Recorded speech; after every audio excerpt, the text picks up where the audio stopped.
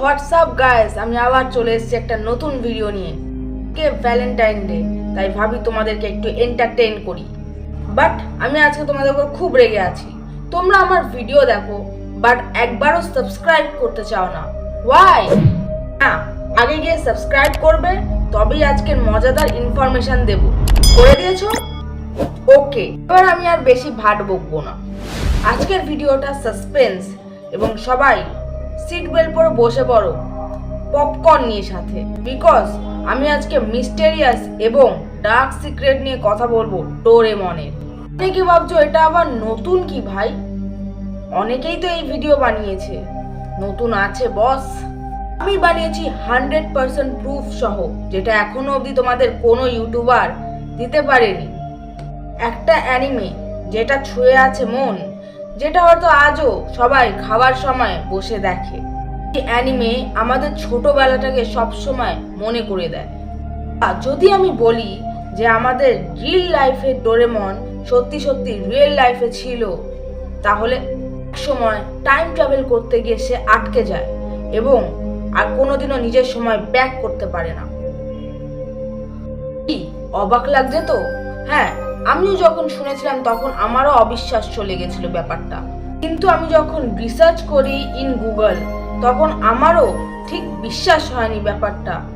যেই ইনফরমেশন আমাকে গুগল দিয়েছে, একজন স্কুবা ডাইভার 2020-তে জাপানে স্কুবা ডাইভিং করতে যায় এবং স্কুবা ডাইভিং করতে করতে অনেক ডিপে চলে যায় ওশেনের। সেখানে গিয়ে সে যা দেখে সেটাও সে ভাবতেও পারেনি।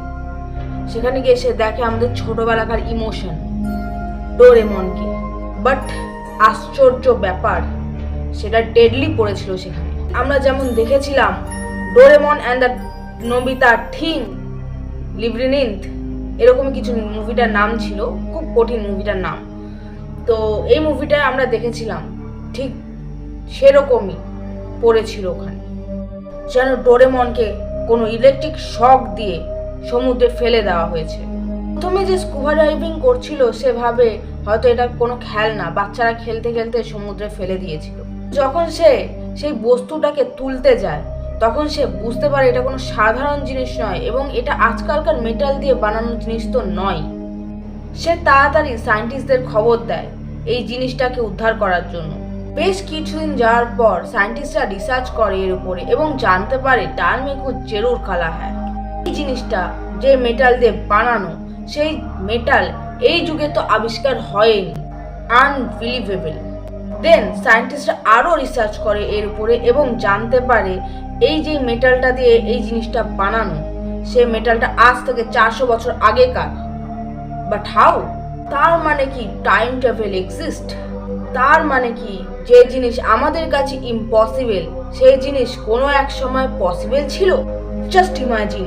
সায়েন্টিস্টরা আরও তুলে ধরেছে এমন মেটাল যেটার কোনো এই যুগে অস্তিত্বই নেই, এবং এমন রোবট যেটা আজকালকার জামানায় বানানো ইম্পসিবল। এমন উন্নত প্রযুক্তি দ্বারা বানানো এই রোবট, যেটা আজকের দুনিয়ায় দাঁড়িয়ে জাপানও সব থেকে উন্নত কান্ট্রি হয়েও বানাতে সক্ষম নয়। আজও জাপান এই রোবট নিয়ে রিসার্চ করে যাচ্ছে। একটা ইভেন্টে ফুজিকো ফুজি বলেছিলেন যে লাইফে চমৎকার সবার সাথে ঘটে। উনার সাথেও কিছু চমৎকার ঘটেছিল, যার জন্য উনি আজ এই জায়গায় দাঁড়িয়ে আছেন। এটা আমার কথা নয়, এটা লাইফ ইভেন্টে দাঁড়িয়ে ফুজিকো ফুজিও নিজে বলেছিলেন। উনি ডোরেমন ক্যারেক্টারগুলো নিজের লাইফ থেকে নিয়েছিলেন, যেমন শিজুকা অ্যাজ এ ওয়াইফ, নিজের ওয়াইফ থেকে, জিওন সিউনিও নিজের দুটো বন্ধু থেকে, এবং নোবিতা ক্যারেক্টারটা নিজের থেকেই। কারণ ফুজিও ফুজি নিজের ক্যারেক্টারে একদম ফেলিওর ছিলেন এক সময়। দেন ডোরেমন চরিত্রটা কার থেকে নিয়েছিলেন? আমাদের ইউটিউবে অনেক ইউটিউবাররাই এর জবাব দিয়েছেন, বাট কেউ বলেছেন সত্যি, কেউ বলেছেন সত্যি নয়। বাট সত্যিটা কি? আমি বলবো সত্যিটা কি with live proof. Yes, it's true that Doraemon is really exist. First proof যে এটা যদি কোনো স্ট্যাচু হতো তাহলে ফার্স্ট অফ অল এটার চোখ আঁকা থাকতো, এরকম ব্যাটারি ডেডলি ভাবে পড়ে থাকতো না সি এর মাঝামাঝি। যে স্কুবা ডাইভার এই জিনিসটাকে উদ্ধার করেছিলেন, সে স্কুবা ডাইভার নিজে বলেছেন যে এই জিনিসটা হাইটে খুবই ছোট এবং এটা হাইট আন্দাজে খুবই ভারী। কোনো ছোট মানুষের হাইটের বস্তু এতটা ভারী হতে পারে না। সায়েন্টিস্টরাও এটা স্বীকার করেছে যে এটা আজকের বস্তু নয়, কিংবা এটা আজ থেকে সমুদ্রে পড়ে থাকেনি, এটা অনেক বছর আগে থেকে সমুদ্রের ভিতরে রয়েছে, পড়ে আছে 400 বছর ধরে ডেডলি অবস্থায়। So it's proof that once upon a time Doraemon really exist.